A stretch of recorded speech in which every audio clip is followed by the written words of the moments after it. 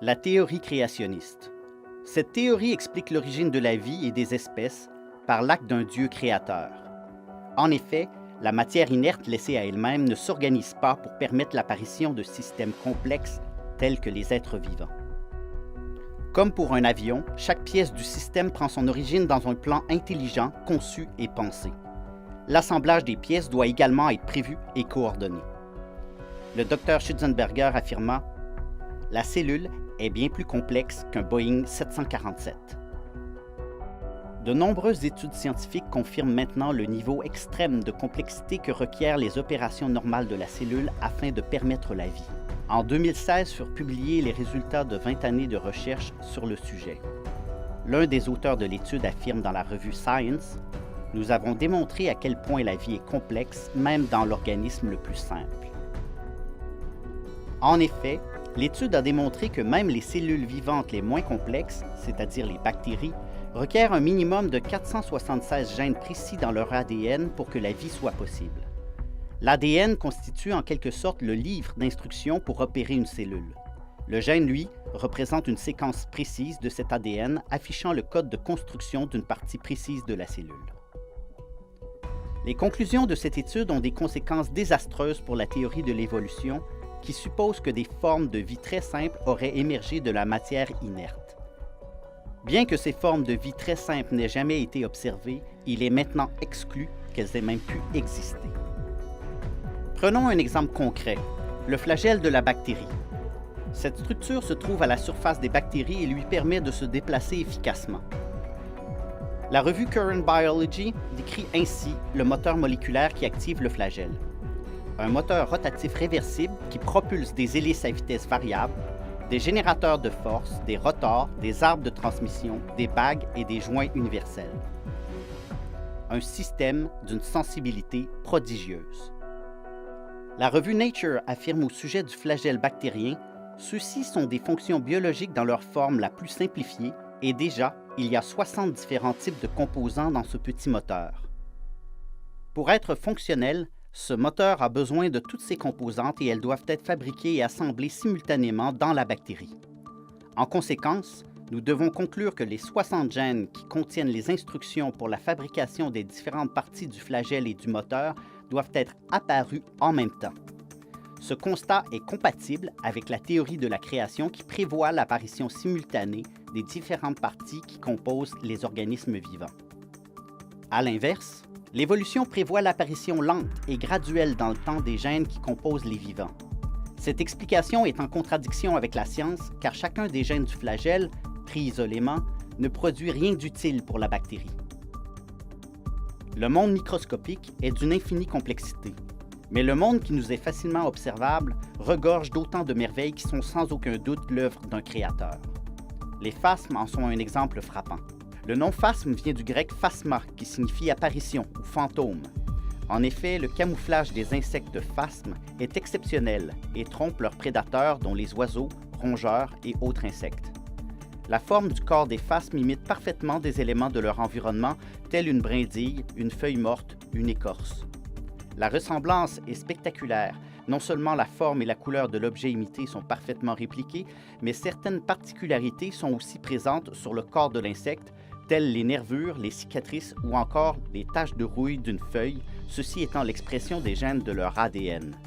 Rien n'est laissé au hasard. Près de 3000 espèces différentes de phasmes ont été répertoriées et aucune d'entre elles ne semble inachevée, comme s'ils étaient en plein développement évolutif d'une carapace de camouflage.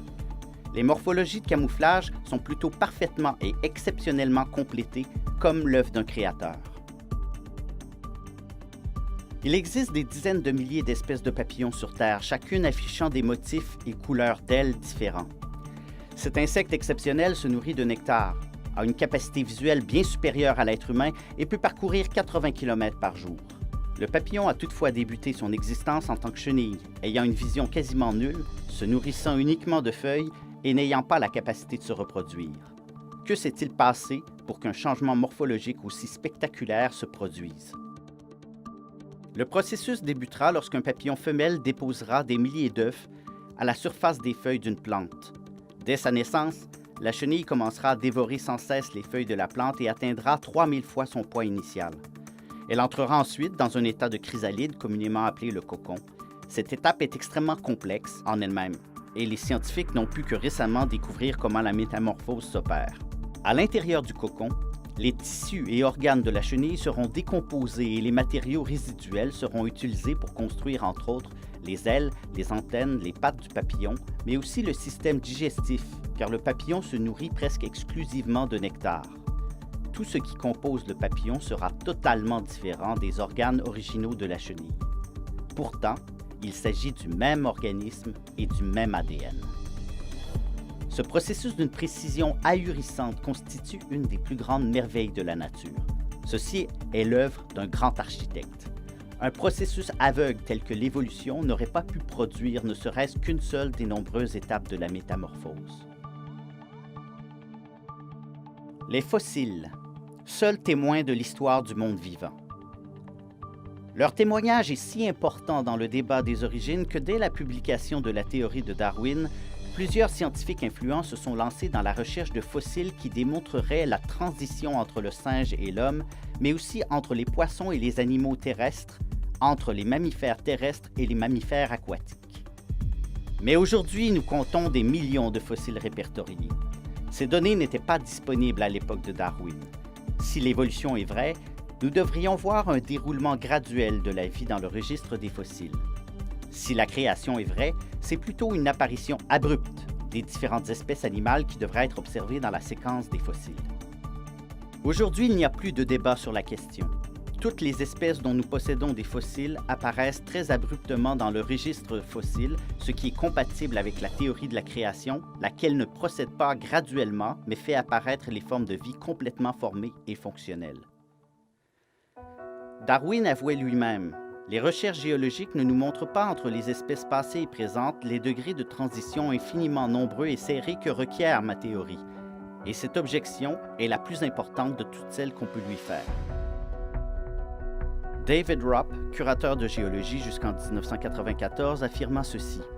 C'est-à-dire que les espèces apparaissent très soudainement dans la séquence, qu'elles démontrent peu ou pas de changement durant leur existence dans le registre et qu'elles quittent abruptement le registre. Stephen Gould, paléontologue de renommée, affirmait « Peu importe la zone locale, les espèces n'apparaissent pas graduellement à la suite de la transformation constante de leurs ancêtres. Elles apparaissent plutôt tout d'un coup et complètement formées. » Le verdict du registre fossile est clair. L'évolution ne s'est jamais produite. De plus, l'apparition soudaine prévue par la théorie de la création est confirmée dans le registre fossile. Bien que toutes les questions ne puissent être répondues ni par la théorie de la création ni par la théorie de l'évolution, les innombrables merveilles de la nature témoignent en faveur de la théorie créationniste. Les écrits bibliques affirment: en effet, les perfections invisibles de Dieu, sa puissance éternelle et sa divinité se voient comme à l'œil depuis la création du monde quand on les considère dans ses ouvrages.